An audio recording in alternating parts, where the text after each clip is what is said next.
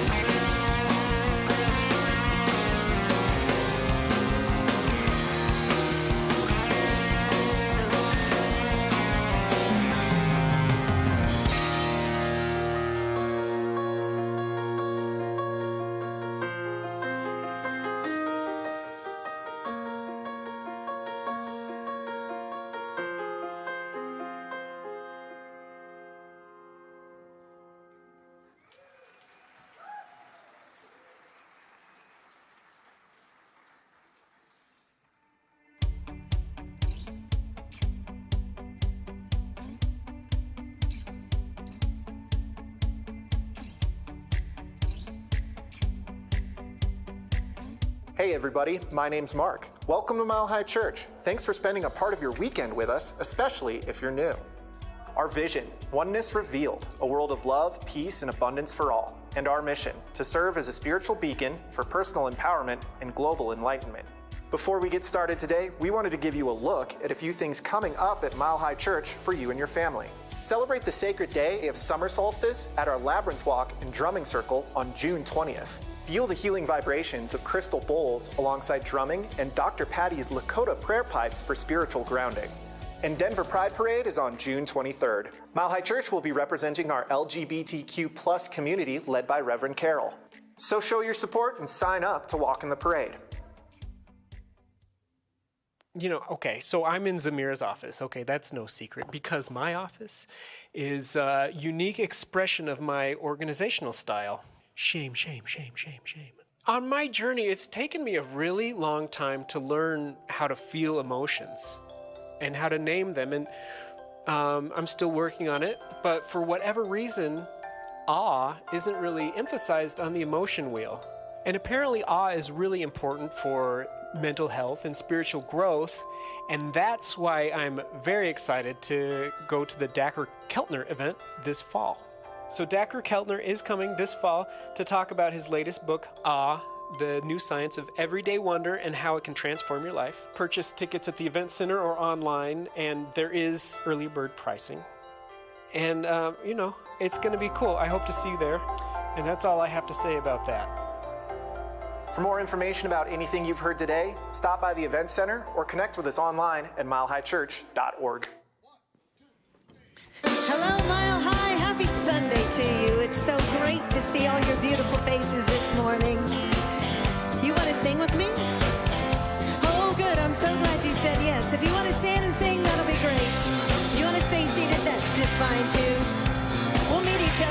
music. How's that? I cannot do all the good that the world needs, but the world needs all the good that I can do. Do you feel that? Do you believe it? Do you know it to be true? Think about it. I cannot do all the good that the world needs, but the world needs all the good that I can do. Feels true to me. I cannot do all the good that the world needs, but the world needs all the good I can do. I cannot do all the good that the world needs, but the world needs all the good I can do. I cannot do all the good that the world needs, but the world needs all the good that I can do. All right, you get to sing it one more time. Sing it like you mean it. I cannot do all the good that the world needs, but the world needs all the good that I can do.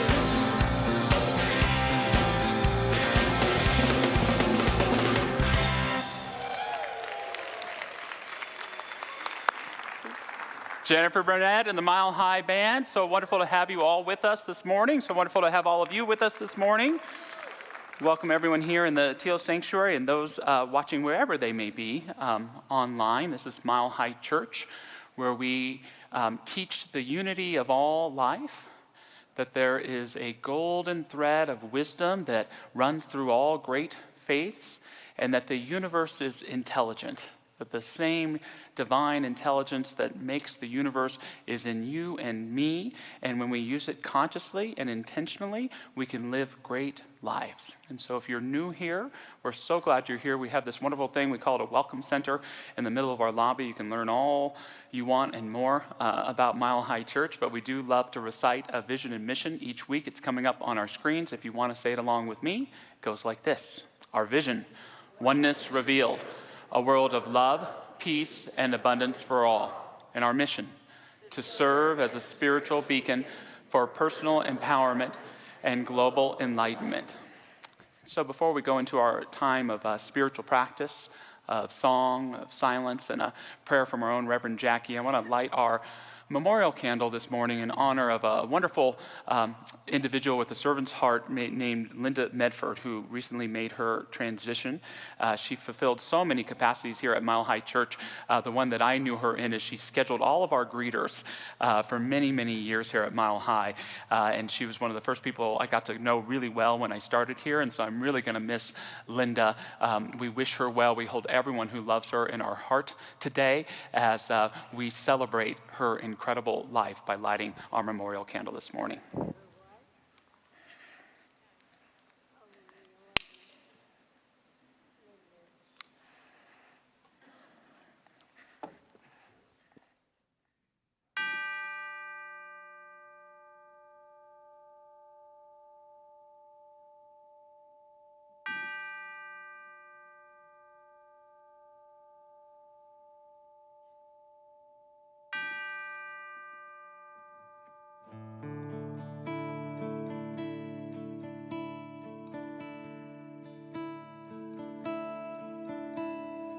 Surely the presence of God is in this place. I can feel the mighty power and the grace. I can hear the brush of angel wings. I see glory on each face.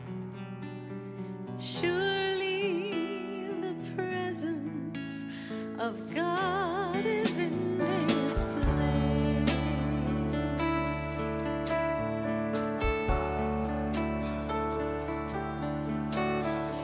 Surely the presence of God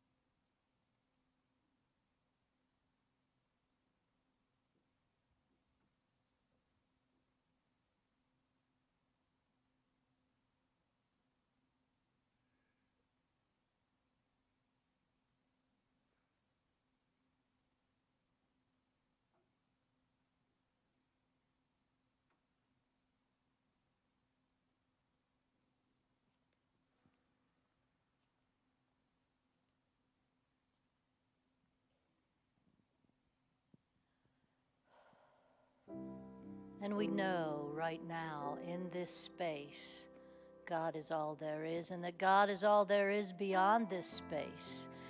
Into the far reaches of our universe and beyond, God is all there is. It is that power greater than any one of us is, and we can use it. And so on this beautiful Sunday morning in Colorado, with the blue skies and the birds and just all of the joy that is in the atmosphere of this campus today, we really can feel God is all there is. And in this dome, this sacred dome that we share on Sunday mornings and for other events, we know that the spirit of all those who have passed through these doors is here with us, and that includes the beautiful Linda Medford.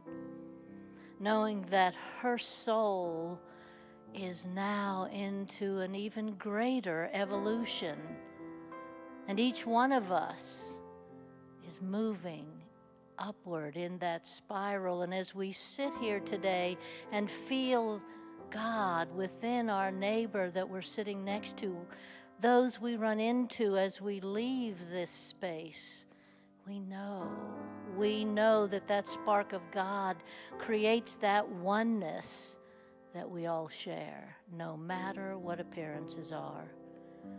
The peace of God is my peace, is your peace, is everyone's peace, and how we show up to use it is an individual choice.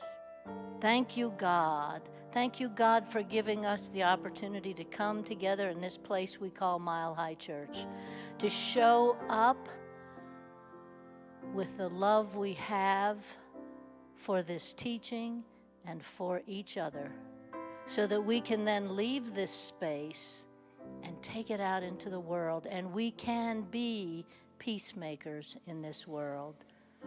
Thank you, God. And so it is.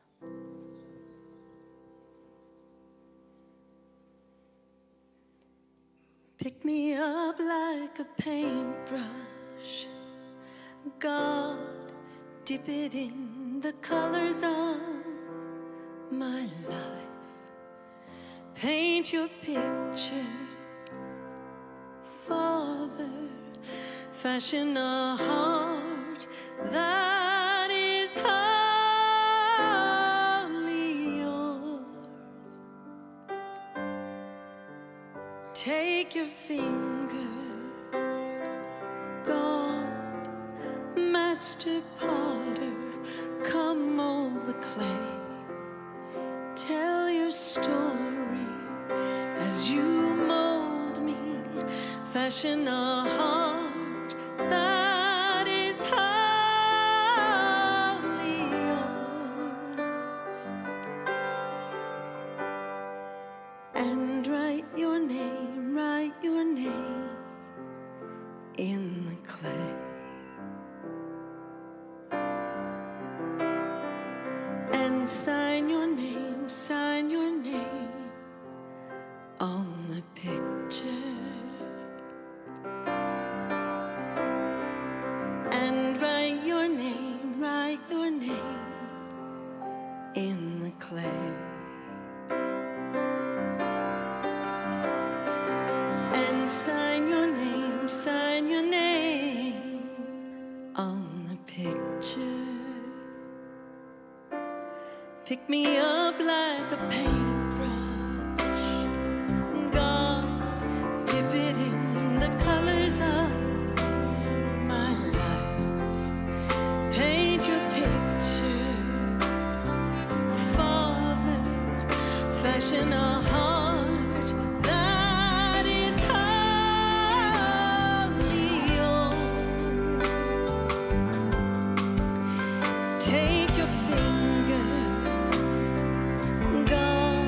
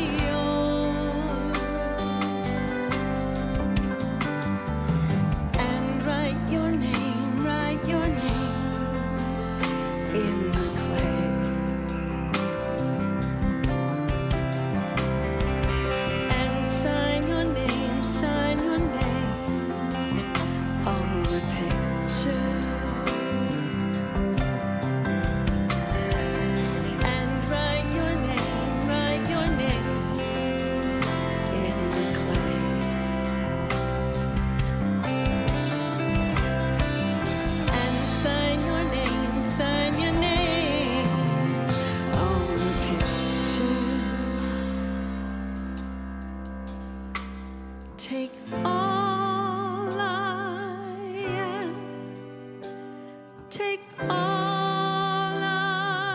have, for I am yours forever, forever. Take all I am, take all I am, for I am yours forever and ever. Take all I am, take all I am, for I am yours forever and ever. Take all I am, take all I am, for I am yours forever. So come write your name in the clay. Come sign your name on the picture. Come write your name in the clay.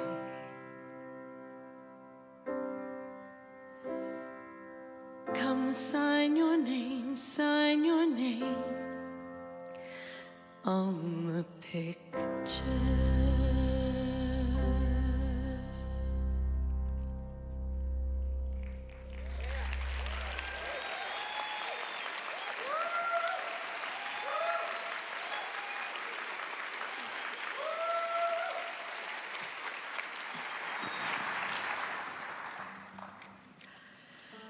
Our words of inspiration this morning are from Richard Rohr.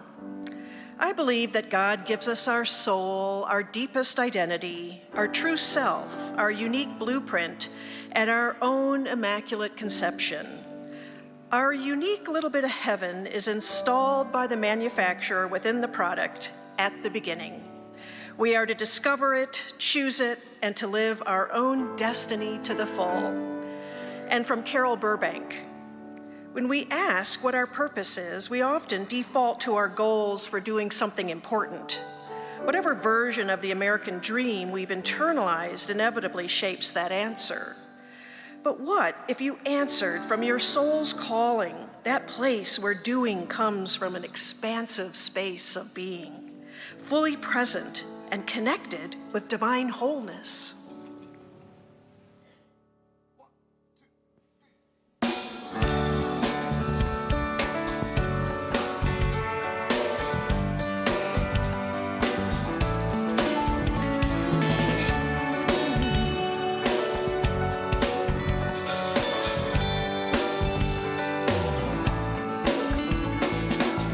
I wanna do what love would do.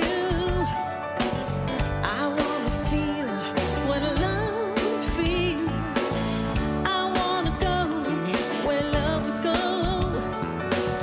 Where will it take me?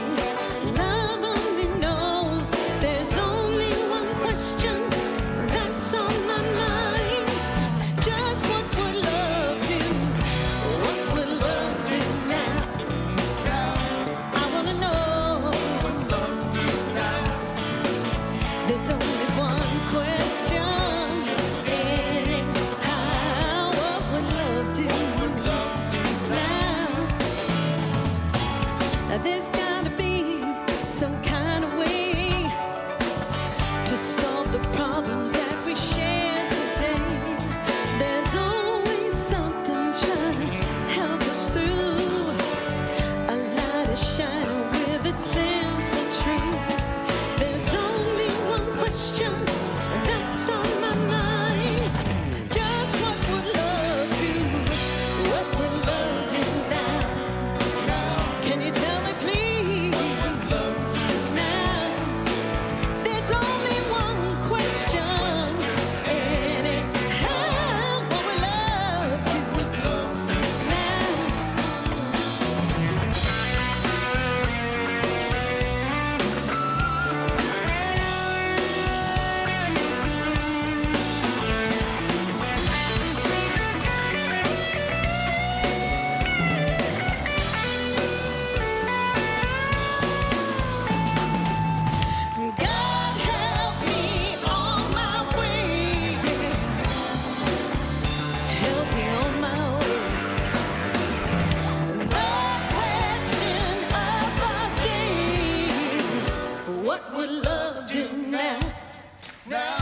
Tell me please, yeah.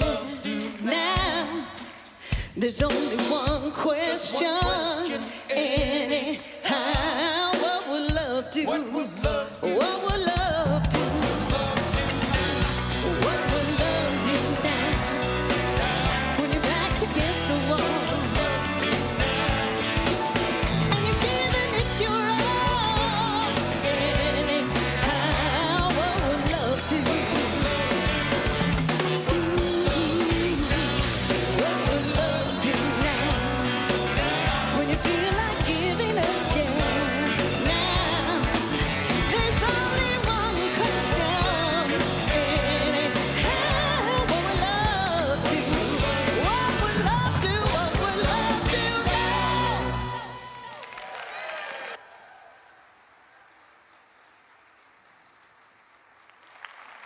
Thank you, Jennifer Burnett and Mile High Band. Jennifer, I think you're the most talented person I've ever met in my life. Thank you for continuing to share some of your talent with us here on Sunday.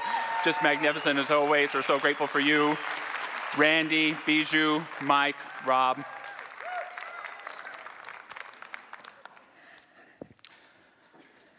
As many of you know, the crown jewel of Mile High Church is our youth and family ministry. We're so grateful for all of our kids and those who help them grow up here, from infants all the way through the teenage years. I want to honor Stacy and Salwa and team who are getting ready for Rainbow Day Camp that starts tomorrow. So over 100 kids will be here all week for that. And we get to do something unique today. We're going to honor our preschool staff. We don't always get to see them. We're so grateful that Mile High Church has a preschool on its campus, and it is so well run and well led, creating this environment for kids to grow up in incredible ways. And part of your donations go to support the ongoing work of that school. And they're going to have an open house today if you want to see the beautiful environments that are created. And lastly, I'm so grateful to Nicole Dalby. She lost her dad, Brad, last year, and the way that he used to get her to go to church when she was a kid is he would promise him he would promise her a donut whenever he came here, the sacred holy donut.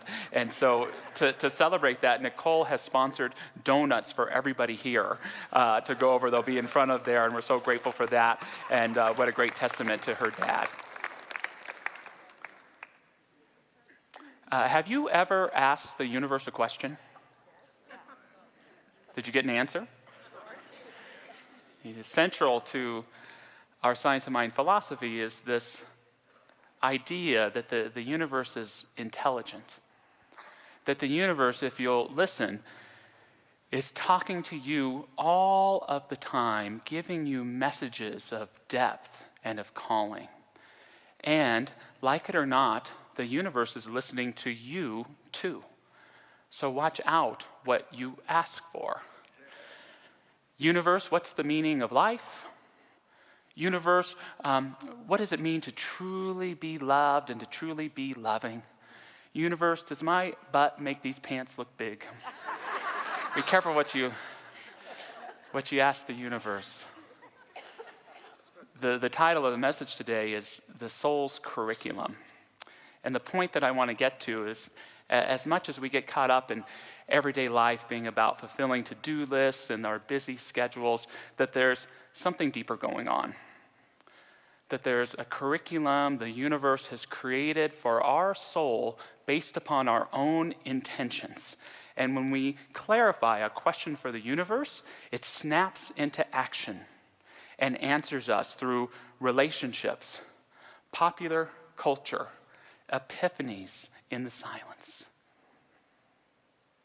I once asked the universe a question. The question was, whose eyes do I live in? Whose eyes do I live in? I think at the time my emotions were kind of up and down, and I had to pause and say, what is my self-image? What is the role of my self-image in this? Am I living in my own eyes, or am I living in the perceived eyes of my father or an ex-partner or the eyes of the world? And I wanted to get clear, and I wanted to really know deep down, what does it mean to really see? What is the vision in which I live my best life? And this wasn't deep in prayer or meditation. I think I was watching Family Guy eating a burrito. And I just forgot about it. And this is part of the creative process too.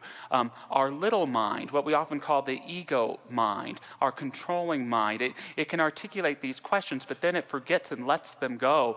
And this thing in the creative process called incubation happens. It's where the little mind lets go and the big mind takes over. And it gets to work to answering our questions. It's that amazing and it's that magnificent.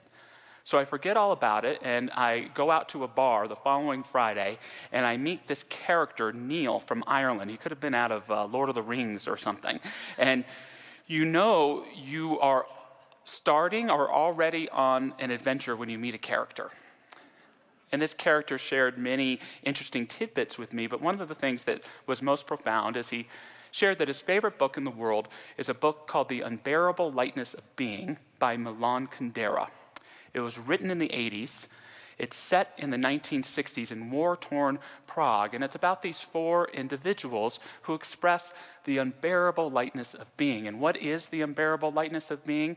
It's that recognition that the most important aspects of life, even when the world seems to be falling apart around you, are those moments of laughter, those moments of romance and love, those moments of play and connection. To recognize that is to embody the unbearable lightness of being. So the book, I'd heard of it, sounds magnificent. Note to self, buy this book, totally forgot it again. The next week, I get a book in the mail from a friend, and it's not The Unbearable Lightness of Being by Milan Kundera, but on the very first page is a quote from The Unbearable Lightness of Being by Milan Kundera. Oh, there it is again. 2 nights later, I'm at a restaurant, and I pick up the menu, ready to order food, and you know what it says right over the top? The Unbearable Lightness of Being. Must have been a new diet menu. I don't know why it was there, but it was. And then it puts, and maybe you've had this experience too, I call it a spiritual uncle, right? A spiritual uncle where the universe is kind of bending your shoulder, and the next thing that's going to come is a 2x4 with the unbearable lightness of being written on it, if I don't stop and buy this book. So I say uncle. I give to Spirit. I order the book. It comes just in the nick of time for a flight I'm taking to New York City, and I'm able to read it on the plane ride there. And it's an incredible book, filled with great stories and philosophy. And what happens is I get to this passage in the middle, and all of a sudden, everything gets brighter, and I realize the reason I've been called to this book is because that question I had asked many weeks before, whose eyes do I live in? And the book shares this: we all need someone to look at us. We can be divided into 4 categories according to the kind of look we wish to live under. The first category longs for the look of an infinite number of anonymous eyes. In other words, for the look of the public. The second category is made up of people who have a vital need to be looked at by many known eyes. They are the tireless hosts of cocktail parties and dinners. Then there is the third category, the category of people who need to be constantly before the eyes of the person they love. Their situation is dangerous as the situation of people in the first category. One day the eyes of their beloved will close and the room will go dark. And finally, there's the fourth category, the rarest, the category of people who live in the imaginary eyes of those who are not present. They are the dreamers. And I'm not here to give a metaphysical explanation of that quote, but to say that it set me off on the formation of my own spiritual philosophy around that question of whose eyes do I live in? And it inspired me to realize that for me, there are 3 ways that people can see you. There are those who see you for who they want you to be. This can be good, this can be bad. Then there are those people who see you for who you've been. This can be good, or this can be bad. But then there's a third category, the people who see you for who you are becoming. These are the most essential and important pairs of eyes in your life. And for ourselves, when we can, yes, see people for who we want them to be and see them for who they've been, but if we want a truly transformational relationship with somebody, we want to begin to see them for who they are becoming, for who they say they want to be. And it helped me to realize that the divine, God, sees us in this way, for who we are becoming, the whole damn acorn. always holding a vision for our wholeness that if we could just choose to live in it, would bear the greatest fruits of those wholeness and of that becoming in our lives.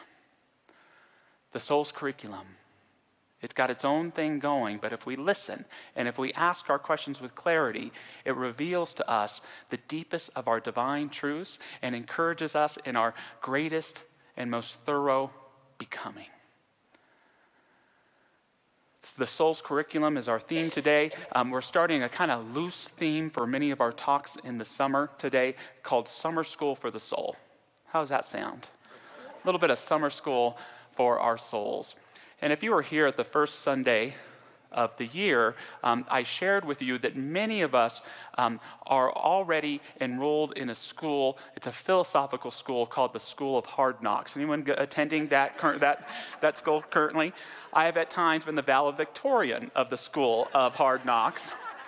And here is what the School of Hard Knocks teaches us. Let's take a look at it. Life is unfair. Life has zero concern for me as an individual. I am broken. There is something wrong with me that will never be fixed. There is not enough. Survival of the fittest. Happiness, love, joy, and especially spirituality are all coping mechanisms. And most important, let's say this one together. Life sucks and we're all suckers. Now there's validity to the School of Hard Knocks. I could defend this school of thinking and have a lot of evidence for it. A lot of us are still regularly enrolled there. What I want to point out is that there's more than that there's something else. And when we embrace this idea of a soul's curriculum, we can graduate from the School of Hard Knocks and enroll in Soul University. Soul University, which may, when we look at this list, look a little woo-woo and little foo-foo. In order to enroll, it takes immense courage, immense boldness, an immense ability to let go of life as you've told yourself and been told that it is, to step into the miracle of what it wants to tell you about what it is. Some tenets of Soul University: life is a blessing. Life not only knows who I am, but it seeks to remind me. I am whole. I am a perfect child of God. There is enough. I am here to thrive. Spirituality is the key to living a whole and meaningful life. And let's say this last one together. Life is a miracle, and I am a part of it. You are a miracle as well. You have everything you need in order to be your best self. There is nothing missing. With Summer School for the Soul, we have the opportunity right here and right now to enroll in our soul studies. What does your soul want to learn and embody in relationship with your becoming? What course might you want to enroll in? Living in the now, deepening in trust, learning to receive, true forgiveness. Anyone else have one? Letting go. Being present. Speaking your truth. Ooh, that's a good one. Letting go of fear. There are so many courses we can enter in, and I invite you not to take a full load. But just to take some time and set that intention. What do I really want to learn this summer? What do I want to greater embody? Who is it that I'm becoming? And can I feel a sense of that now so I can align with who that is, so I can start bringing it forward into my everyday life? And I want to share just a few tenets of the soul's curriculum to let you know that the answering to your questions and your becoming is in motion, that the universe is indeed working for you. And the first, we've all heard this before, is that when the student is ready, the teacher will appear. How many of us honestly really believe that in our lives? When the student is ready, the teacher will appear. Yoda is going to show up. Isn't that miraculous? Isn't it an amazing thing to look back at your life and to say the moment you got an inkling of who it was that you were becoming, even if it wasn't something that was conscious, but it came through a song or through seeing someone being a teacher, all of a sudden, the exact right persons or people showed up for you to help initiate you into who it was that you were going to become. I remember a little note I got from my 7th grade English teacher, and she said, "Josh, I'm just so interested to see how you turn out in 20 years." It was a simple statement, but it helped me realize that I could make my own path. That life wasn't about choosing the paths that were available to me. It was about making my own. It meant all the difference. Think about those individuals who have been demonstrated for you at that perfect right time for your becoming. I want to share just one of those people with you this morning. Her name was Barbara Charlwood. I talked about her briefly a couple years ago when she passed away. This is her in 2019 meeting Nancy June when she was just a few months old. Whenever a new baby was born, she would always say, "My new teacher, my new teacher." And I met Barbara when she was 80 years old in 2004. It was the first ever accredited Science of Mind class I taught. I taught it in Seal Beach. This was years before I became the senior minister there. And Barbara just took a liking to me. And she'd call me on the phone afterwards, and she'd check in and see how I was doing as I was moving early through ministry with failures and ups and downs and all over. She would always send me books. And she wouldn't just send books, but she would highlight and mark the areas that she wanted me to read. Do you ever have anyone like that in your life? And so you wonder, why did Barbara give me this following statement from Tian Dayton? "Attempting to control the outcome of events sets me up for disappointment." Thank you, Barbara. "It makes me want to manage people and events so that they will not do anything that threatens my idea of how things ought to go. When I attempt to manipulate and manage people, I set up a tension in the dynamic between us. I make the event as I see it in my mind more important than the people who are participating in it. I drain myself, others, and situations of their spontaneity, which inhibits all of our connections with spirit and soul. Creativity and spontaneity need to flow freely in and out of reality of time and space so that they can breathe life and energy onto the stage of life." You know, as a young man in my 20s, I formed the story in my mind that I was a good boy who was supporting this nice old lady. I would listen to her, I would give her attention, I would share with her, I would pick her up and take her to classes when she couldn't drive anymore. But looking back now, I realized that I had my greatest teacher in how to be a minister. That I had set this intention to become a minister, and the person I demonstrated was someone who was 80 years old and had grown up in churches all her life, who probably could have been a minister herself, but because of her gender did not have the same opportunities that I had in that moment. And she had worked and supported ministers for decades, and so she knew everything there was to know about how to run and not run a spiritual community. So she taught me that spiritual community runs not on control, but trust. She taught me that it never serves you to be someone that you're not, to always be who you are.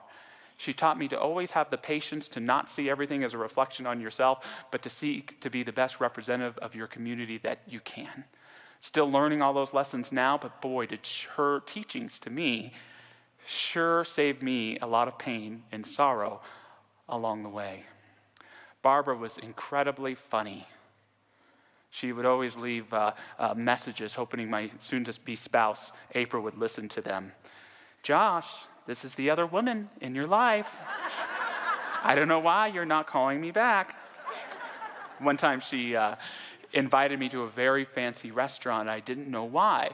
And we've ordered our very expensive meals, and we're waiting for them to come. And she says, "Josh, do you need to use the restroom?" That's a strange question to ask, but I happen to need to heed that call. And so I went to the restroom, and I came back, and things are quiet for a while. And she just starts giggling. And she says, "Did you see it? Did you see it?" And I said, "What?" She said, "The sign on the wall." And yes, I had seen it, and here it is. Let's say it together. Men to the left, because women are always right. She always got a kick of that. I have to say it out loud for those listening on our podcast. Who would be your one person today that you would think about the impact that they had on your life? I have a theory, it sounds a little strange, that your life is the greatest story ever told. if we would only give it the reverent attention that it needs, it would reveal to us all of the support that we've received all along and open our heart to receive that new support that we may be calling for. So when the student is ready, the teacher will appear. Second, watch out for spiritual sleight of hand. You know what I mean by that? I'll explain. Spiritual sleight of hand. See, we've got this thing called a little mind. I definitely do. And it loves to live in the illusion that it's right.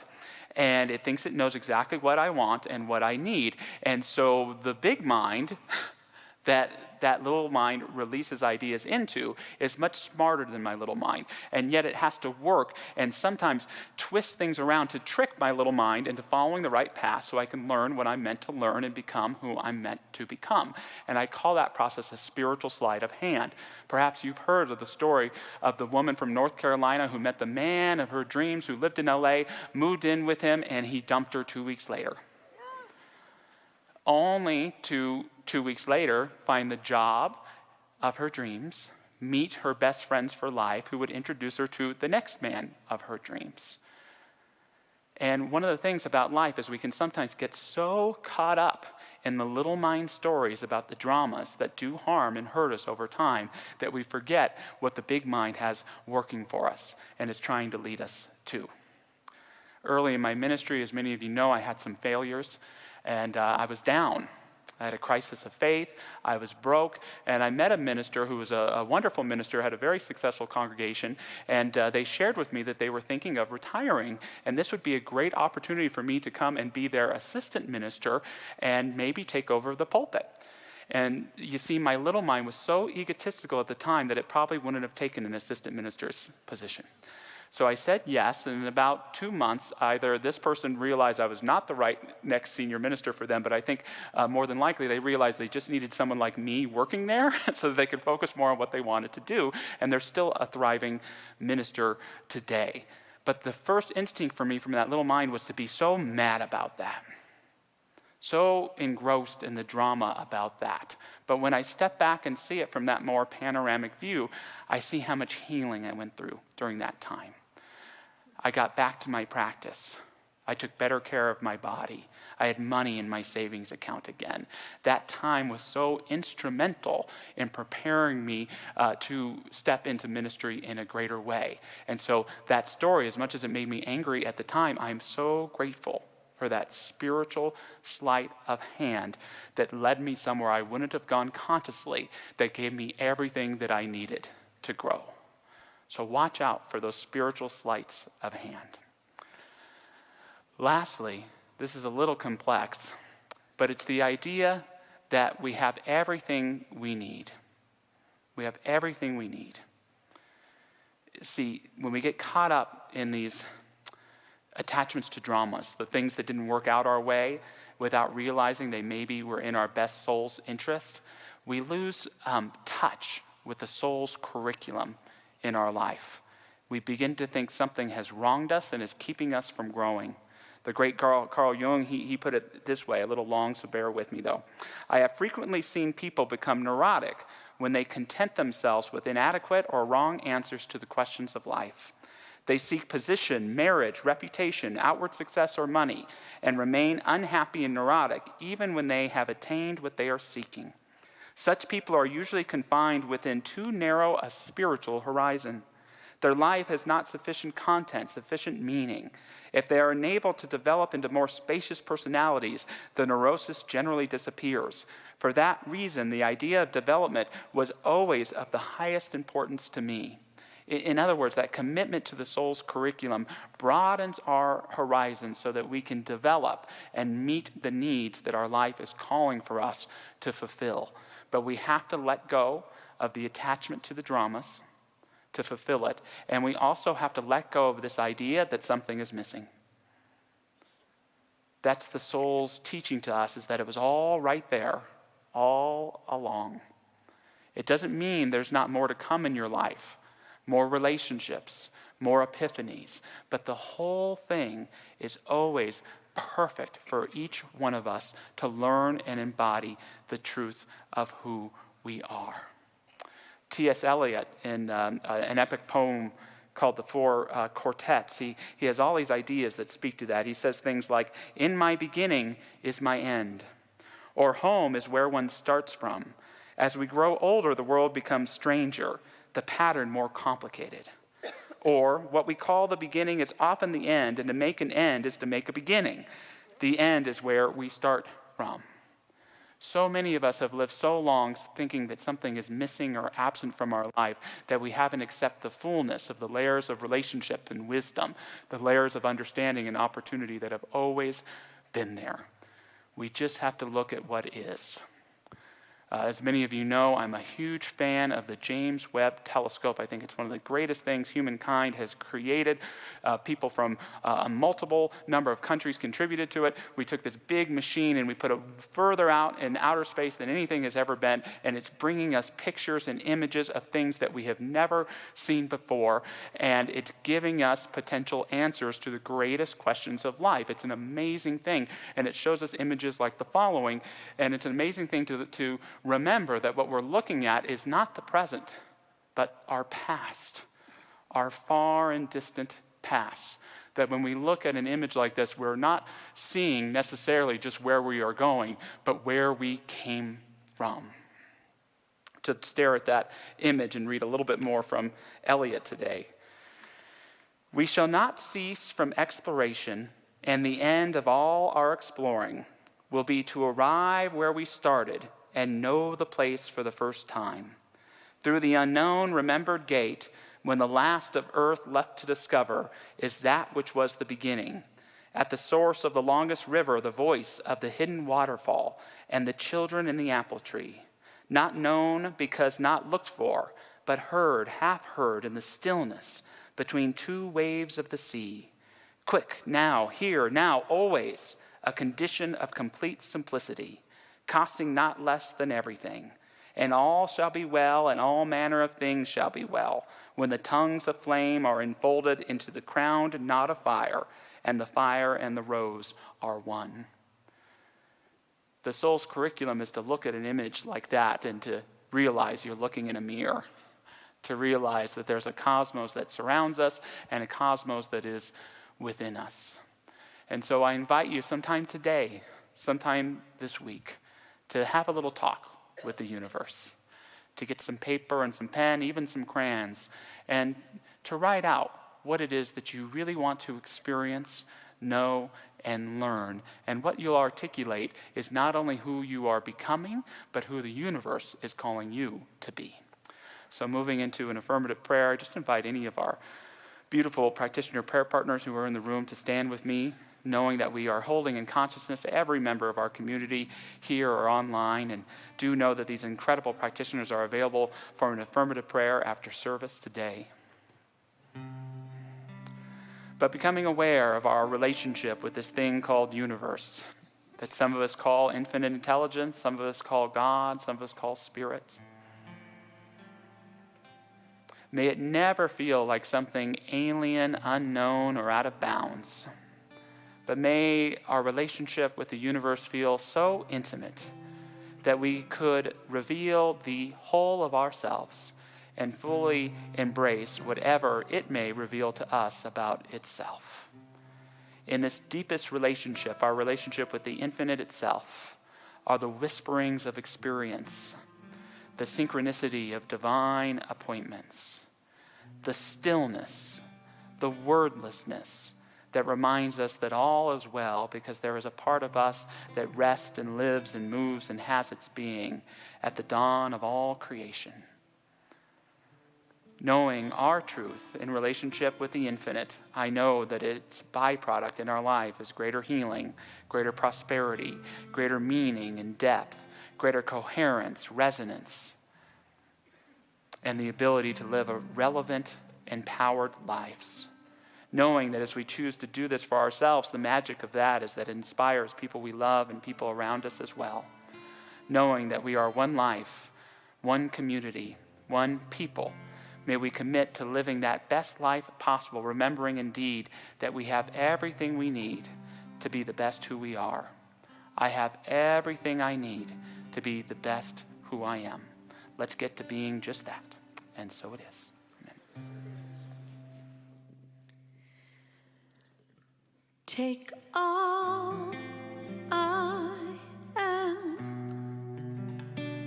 Take all I am.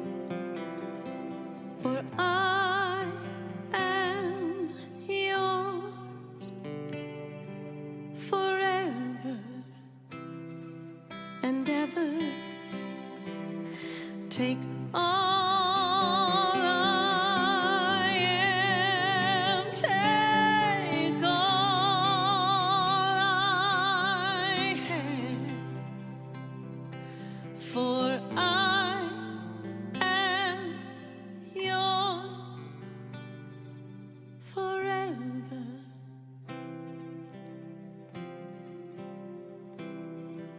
So come write your name in the clay.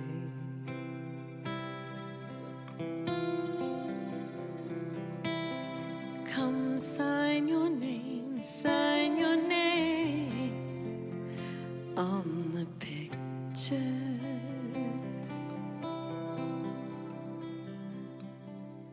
Come write your name in the clay.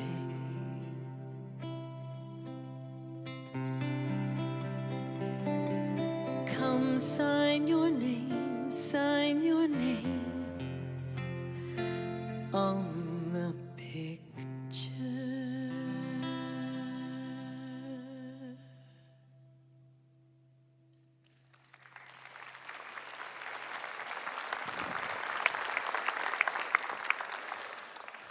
Thank you, Jennifer. Thank you, Randy. I want to thank and acknowledge the almost 400 people that are watching us live on YouTube or Facebook or however you're watching us. And greetings to those in New Mexico, Maine, Germany, Kenya, Japan. I know we have people that watch us every week in Nebraska, Minnesota, California. So we honor you. We don't see you, but we feel you and acknowledge your presence.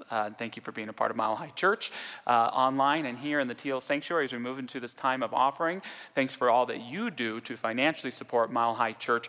I mentioned that beautiful crown jewel of our youth and family ministry. Your giving goes to support that. This amazing music ministry that we have, your giving goes to support that. Keeping these beautiful facilities in shape, your money goes to support that. So just know that it's well invested and well used, and we are so grateful that you choose to share your abundance with us, however you choose to do that. But we can take our gifts and bless them together. There's an offering message we can all say. Mine is in here somewhere. There it is. Divine love, as me, blesses and multiplies all that I am, all that I have, and all that I circulate. And so it is.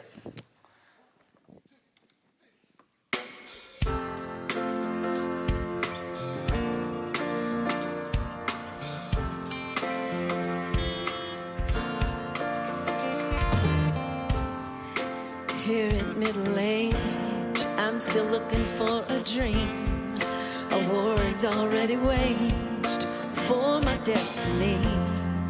But you've already won the battle and you got great plans for me. Though I can't always see,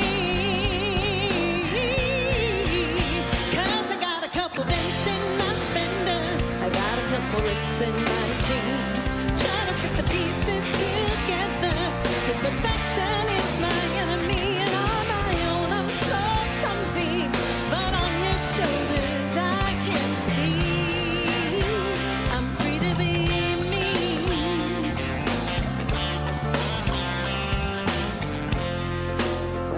Just a girl, I thought I had it figured out.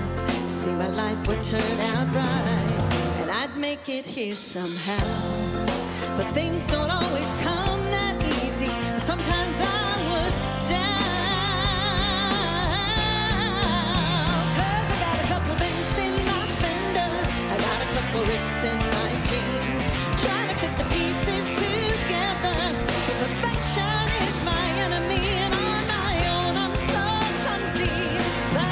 shoulders I can see I'm free to be me. You're free to be you. Sometimes I believe that I can't do anything, yet other times I think I got nothing good to bring. But you look at my heart and you tell me that I got all you seek. Oh, and it's easy to believe, even though I got a couple dents in my fender, I got a couple rips in my jeans, trying to fit the pieces together, 'cause perfection is my enemy, and on my own I'm so clumsy, but on your shoulders I can see. I got a couple dents in my fender, got a couple rips in my jeans, trying to fit the pieces together, 'cause perfection is my enemy, and on my own I'm so clumsy, but on your shoulders I can see. I'm free to be me, and you're free to be